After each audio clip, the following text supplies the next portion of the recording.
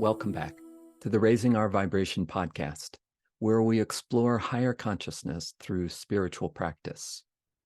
And our goal, our mission with Raising Our Vibration is to support mental and emotional health and a deeply felt sense of spiritual connection by transforming how we view ourselves, by getting to know who we truly are and letting go of false notions of who we think we are. So, and that really changes everything. When we learn to experience ourselves, recognize ourselves as boundless, compassionate awareness, that transforms everything about how we relate to ourselves and how we relate to each other in life. So it's really a radical transformation. And today we'll talk about that in terms of body image, your view of yourself, and racism. So you might wonder, how do those three go together? That doesn't seem to correlate at all. So let me draw a few connections here, and then Stephen and I will get into more of a discussion with examples.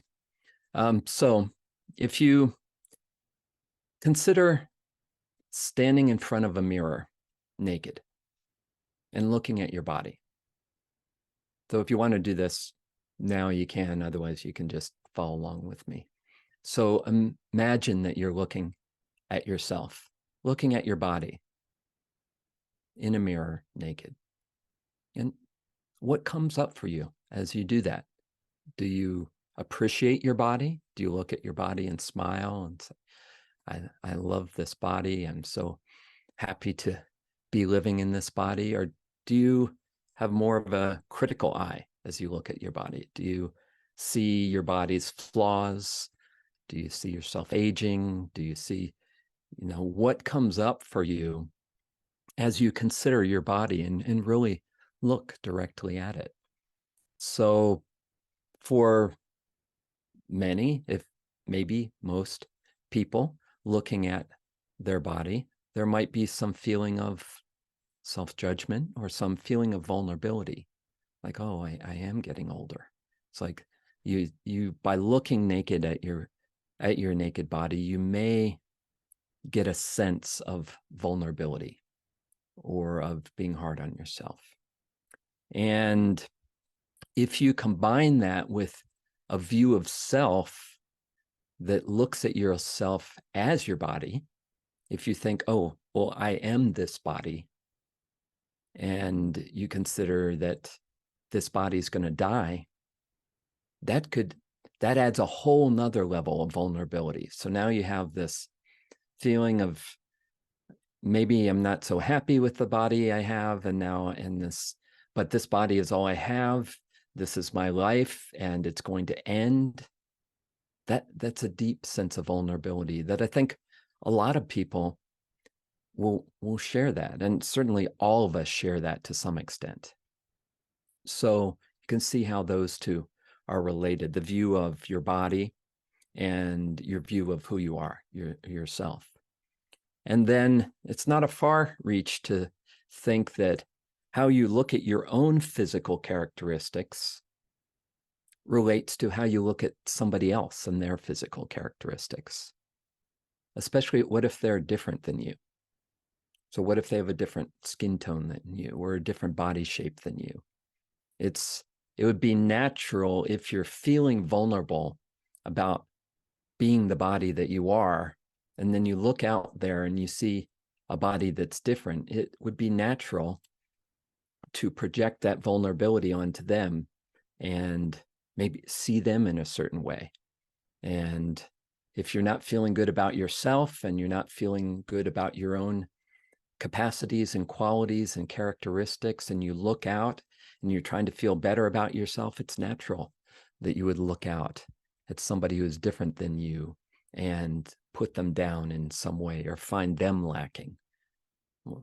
So often when we feel inner vulnerability and we don't want to feel that, we'll project it out on somebody else out there or out on the world or out on a whole race of people and say, well, they're the cause of this vulnerability that I feel.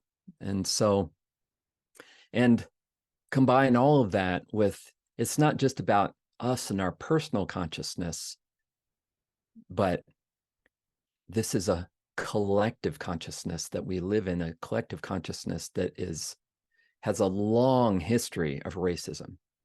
And so even if we don't think of ourselves as racist, somewhere back there in our minds, we have these cultural biases against those who look different than we do. And Stephen and I have been going through with our Thursday night meditation groups this book, No Bad Parts by Richard Schwartz on the internal family systems model. And he has a really poignant, very short but poignant story about that cultural legacy of racism that comes from, it's a story that Desmond Tutu tells. Of all people to tell this story, you would think there's no way Desmond Tutu would be telling this story. But Desmond Tutu says that he recalls getting on a plane and seeing that the two pilots were black, and feeling really good about that, and going to his seat and feeling like, oh, we're really making progress here. We have, that's really a traditional older white male role, and here are these two young black pilots, and so he went back to his seat feeling good about that. But then partway through the flight, the plane started to have trouble, and he noticed that he felt a little anxious that he didn't have these white pilots that he was used to. So Desmond Tutu, I mean, just the beacon of anti-racism and anti-segregation and anti-apartheid, such a pure-hearted person. Even him, somewhere in the back of his consciousness, there's this embedded racism. So all of us have this in our consciousness. And so following this trail, it can be really powerful to first look into our own relationship to our own body and physical characteristics. How does that relate to who we think we are? And how does that relate to how we view others? And then we can talk a little bit later about what this alternative view of self that we are constantly sharing experiences about with you, how that transforms all of this. But I'll pass it over to you, Stephen, with that kind of general lead in, and see what you have to say. Kevin, thank you. And love and blessings always to everybody as you're listening to this podcast or watching it, depending on where you are. And I thought I'll do a very short guidance, somewhat similar to what I do with clients that I see throughout my week, that might be just helpful when you're listening to this and saying, well, I don't have that, I don't feel like that, or I do. So either way. And then I'll hand back to you for opening us up to the self, to what happens when we actually feel and sense our world from that compassionate self. So especially at the moment in our world, and because I deal with many, many clients around the world who are present to the conflicts that are going on. And in those conflicts, it's very easy to draw sides. And just as we might draw a side with ourselves, my body looks good or not, or with particular races, I'm comfortable with this and I'm not comfortable with that, depending on our experience. It's very much the same with conflicts. We tend to take sides. We are comfortable with one side and not with the other. We have a really strong reaction, even verging on hatred of one, and a great deal of love and protection to the other. And what's happening outside, in other words, what we're projecting out, is very much related to what's happening inside ourselves, because there are parts of ourselves that we're very comfortable with, and then there are parts of ourselves that we're ashamed of or that we're afraid of. So when no matter what you're facing at the moment, so you could take body image, or you could take racism, or you could take current conflict that's going on in our world right now, and just take a moment. We notice that, just like parts, where we say we welcome all our parts, all our aspects of ourselves, that there's definitely parts that we push down, or we're a little afraid of, or that we're ashamed of. It might have been because in my case, I went on holiday somewhere, and then somebody actually did something to me from a particular culture and made it a very uncomfortable physically situation for me. And then I might, every time I think of that culture, I might think, oh my goodness, it's that situation that's coming up yet again. So, you know, that we have these parts of it. And it made me, there was fear, there was shame, there was all of that sort of thing that came up in me because of the physical nature of that situation. So, like as we do many, many times in these practices with Kevin and I want you just simply, you can close your eyes with me. So it'll be just a short exercise, and just get really comfortable and just check in with your body. And I always check in with my body through breathing. So you can just take a few deep breaths. So you breathe in. I always recommend you breathe in and count to 4 as you inhale. And so 2, 3, 4. And then as you exhale, count to 6. So 2, 3, 4, 5, 6. And then again, I like saying calm, calm, calm, calm 4 times as you inhale, and peace 6 times as you exhale. Peace, peace,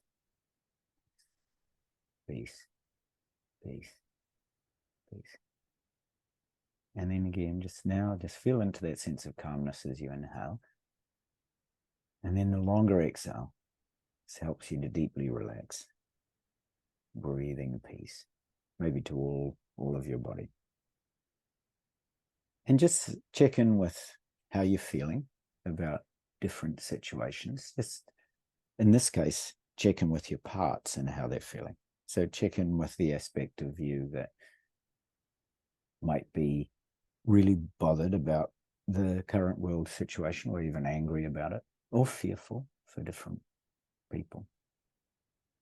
Just notice, and then notice how you're feeling about your family.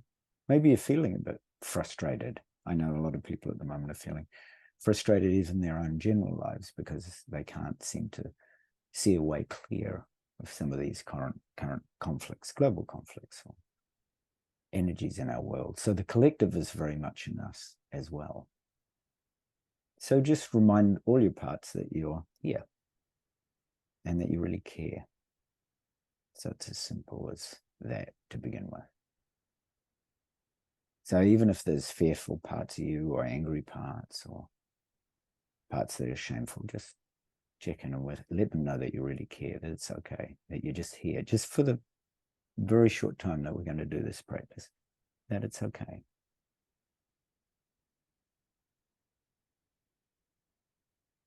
And just notice any aspects. In this case, I'm going to go to race. No matter what your race is, no matter how much anti-racism work you've done, it's quite likely that there's a part of you that still carries a burden. Right?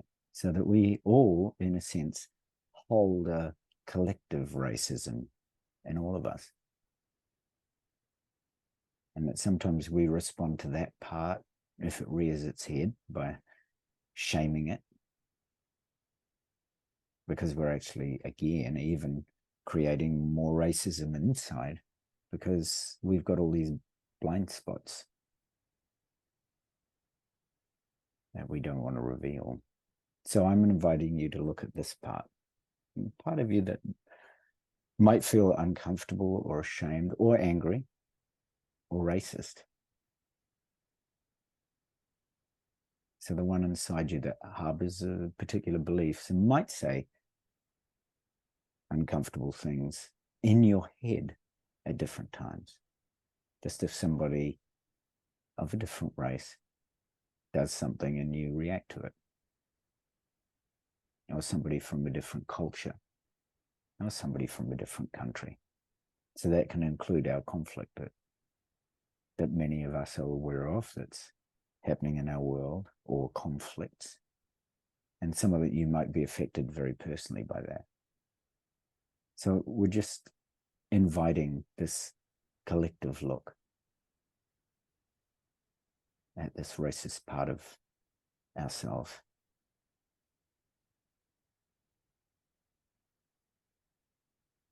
And you might find, if you're really present, and you might be honestly not aware of your own racism, and it might suddenly arise. That's what happens. Often I find when I'm working with clients, a real strong part of them that they're unaware of rears its head and starts to speak. You don't have to get close.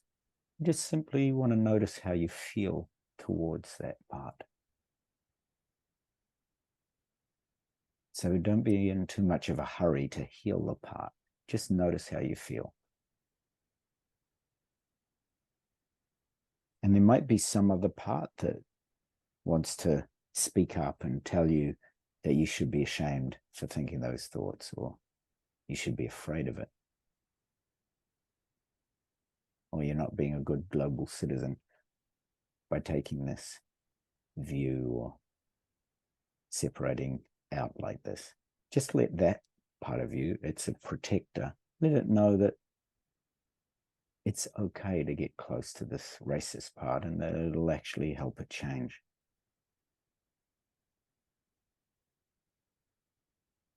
So tell them that expelling their racist self doesn't actually work. The racist part, it doesn't actually help here. It doesn't work.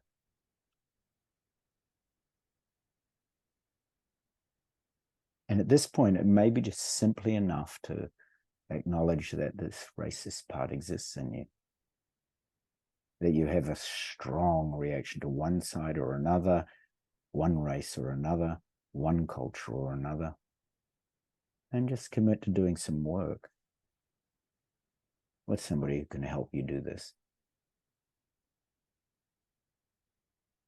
Because in a very deep way, this inner racist part of all of us is inside you. And it's just a part, and it's not all of you.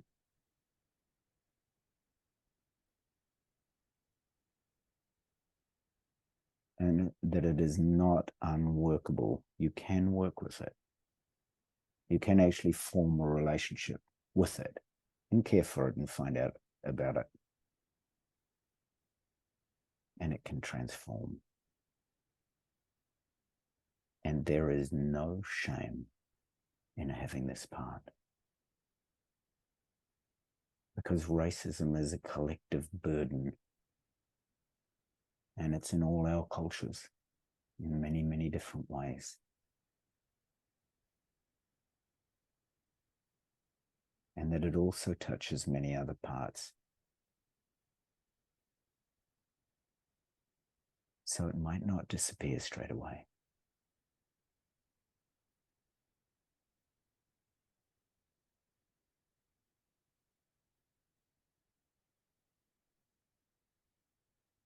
And you might find that actually this racist part is a protector. I know in my case, because of the incidents that happened, it suddenly came as a protector. It caught me unawares. So maybe you need to heal that part that's been rejected or exiled or oppressed or shamed.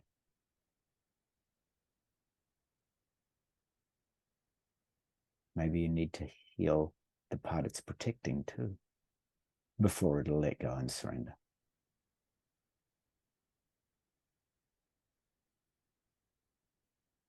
Or it might be carrying a collective burden of racism. If you come from a country where there is a lot of racism and you're constantly exposed to this and you're constantly hearing this and it's in and out of your consciousness every day, you might feel like you're carrying a collective burden and that you want to unload it and that it's time and that it's possible because you've never considered it in this way.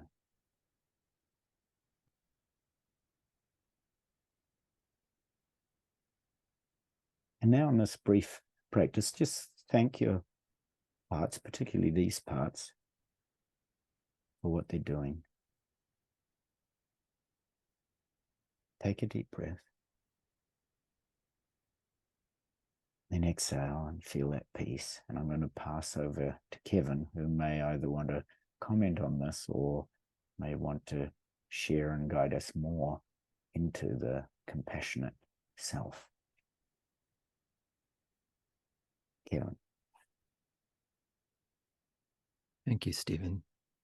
So let's stay in this space where we're in contact with this embedded racist part in all of us. And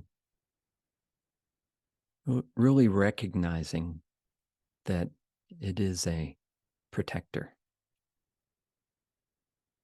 that it's serving a function, not in a healthy way, not in the best way, but it is trying to protect what feels vulnerable in you. So if you can acknowledge the protective quality while also acknowledging the damaging quality, but acknowledging that it is protecting an inner vulnerability.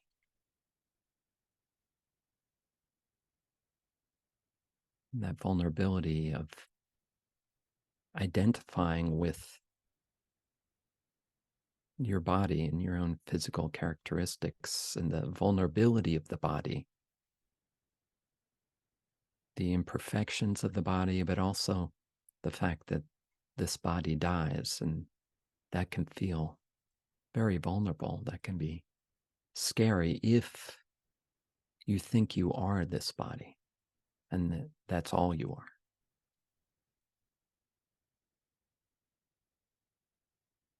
And that too is a cultural belief that we all carry to some extent, this identification with the body and this fear of this body dying. That's also a cultural legacy. So just recognize that. And now realize that all of this recognition is possible because you are more than this, because there's a greater part of you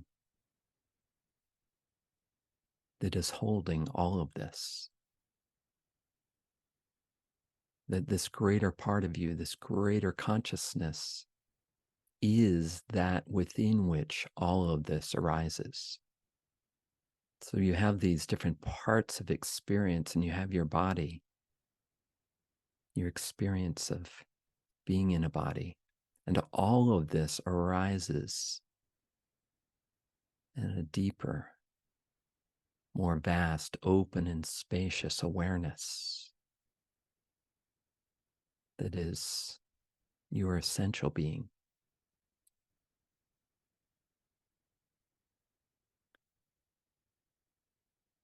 So what would it be like if you are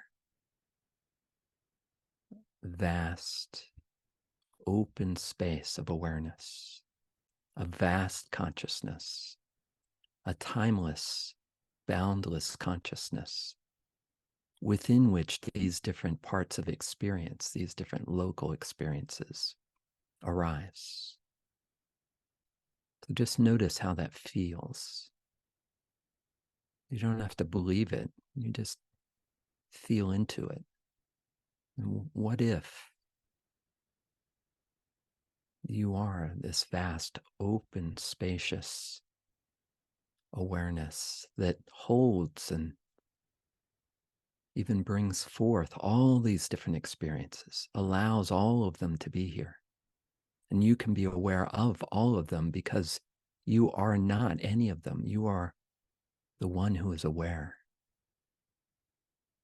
The ability to recognize all these parts is because you are not these parts. You are the one who sees this, the one who recognizes this.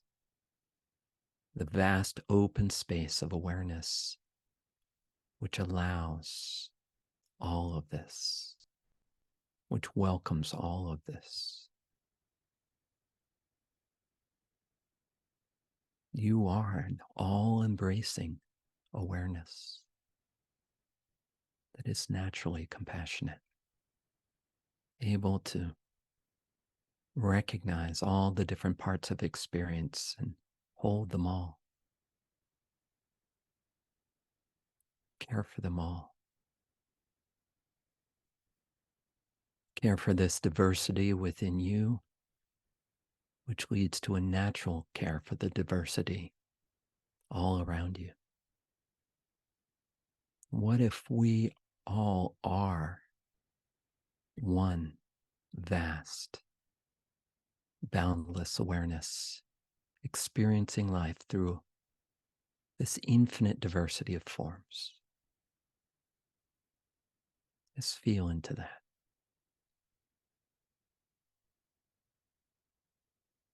Feel into your deeper essence. Know yourself as boundless, compassionate awareness. It's like coming home to who you truly are. And this recognition, this realization transforms everything. Everything is seen in a new light.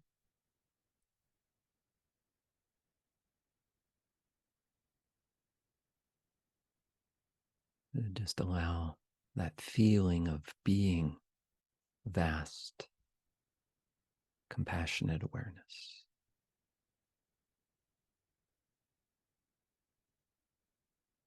Rest as that.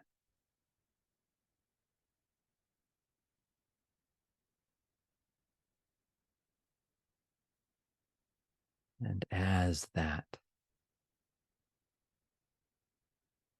boundless compassion, slowly open your eyes. And take in the whole space around you, everything in it.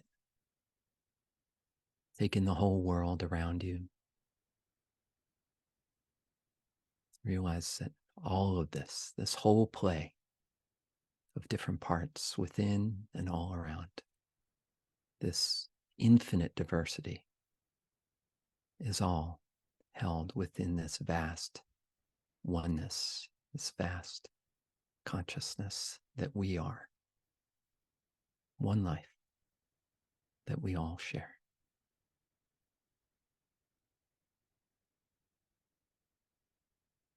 And feel that in your heart. Notice how that might change everything.